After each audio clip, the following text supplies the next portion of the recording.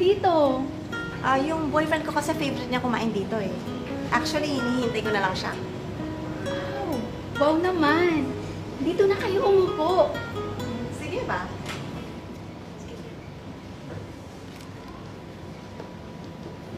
Ikaw, kumusta ka na? Ang successful mo na. Nako, hindi ah. Paano mo naman nasabi yan? Siyempre, tingnan mo oh. Kasama mo driver niyo. Uy, be. Boyfriend ko to, si Glenn. Boyfriend? As in jowa-jowa, ganun? Weh, ang ganda-ganda mo tapos jowa mo ganyan? Be, bakit naman? Weh, ang pangit. Okay yung bulong ha, hindi ko rinig. Ay, malakas ba? Okay lang yan, totoo naman eh. Ano nangyari sa'yo, be?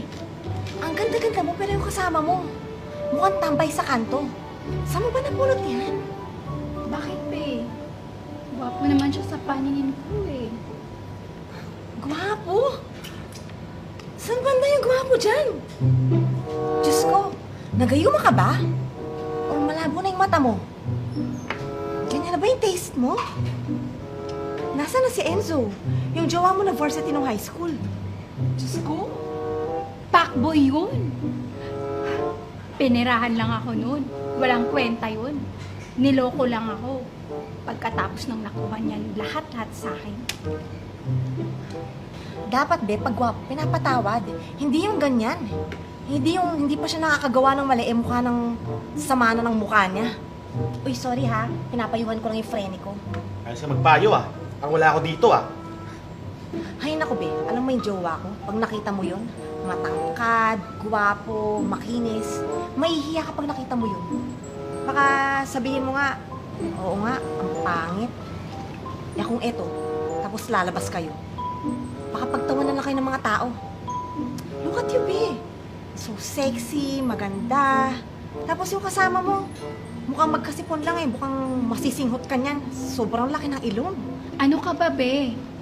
Wala sa itsura yan. At depende yan sa nagdadala. Bakit naman ako mahihiya na kasama siya? Eh, mahal na mahal ko naman siya.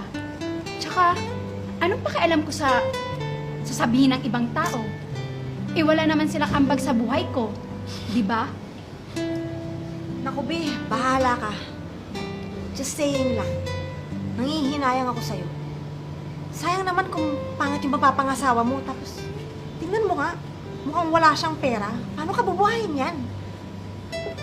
Alam mo, kung ako sa'yo, hanggat may oras pa, kumalas ka na dyan. Ang pangit eh. Tingnan mo ha. Yan kasi hirap sa atin sa ngayon, be. Lahat tayo nakadepende sa itsura. Tapos pag niloko tayo, iiyak-iyak tayo. Kesyo lahat ng lalaki pare-pareho na naman. Hindi lahat pare-pareho. Linawin ko lang ha, yung sa'yo, pangit. Yung sa'kin, gwapo. Hay nako, be. Wala naman yan sa itsura eh. Depende yan kung sino yung pinagkakatiwalaan mo sa puso mo. Dahil ang pag-ibig, walang pinipili na kahit na sino. Kung kanino ka tatamaan, dun ka. Ay, naku be, bahala ka.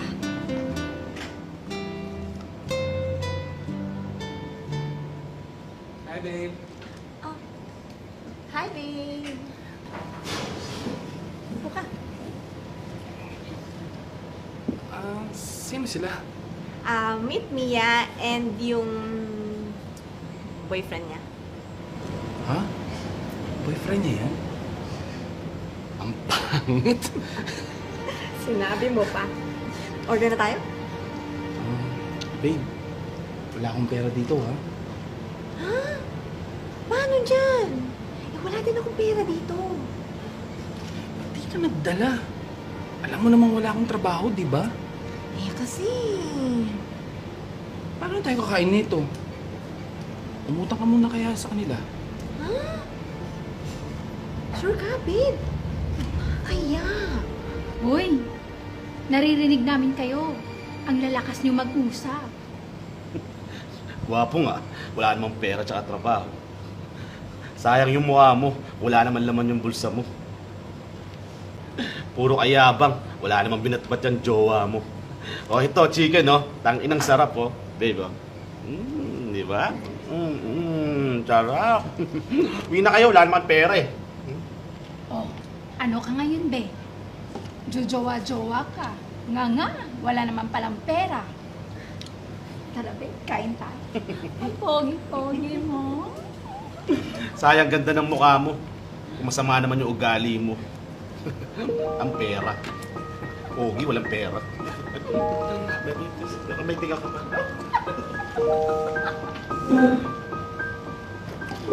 Bye-bye. Bye. We! Yabang-yabang. Pera.